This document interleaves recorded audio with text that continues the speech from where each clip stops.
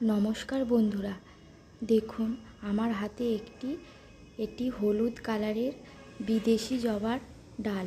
এটি আমার নিজেরই গাছের ডাল। আমি কাটিংয়ে বসিয়েছিলাম জানুয়ারি মাসে। আমি এই ডালটি কাটিংয়ে বসিয়েছিলাম। মিডিয়া হিসাবে আমি শুধুমাত্র বাড়ি তৈরি করার লাল বালি নিয়েছিলাম আর কাটিংটির নিচে অ্যালোভেরা জেল লাগিয়ে বসিয়ে দিয়েছিলাম আর পলিথিন দিয়ে পুরো ঢেকে রেখেছিলাম।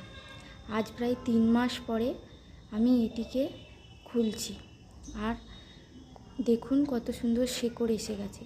আমি অনেকবার দেশি জবার ডাল থেকে কাটিং তৈরি করেছি, কিন্তু এই প্রথম আমি বিদেশি জবার ডাল থেকে চারা তৈরি করলাম আর সুন্দর হয়েছে। দেখুন বন্ধুরা, এইভাবে আমি চেষ্টা করে প্রথমবার খুব সুন্দরভাবে পারলাম। আর দেখুন কত সুন্দর শেকড় এসেছে।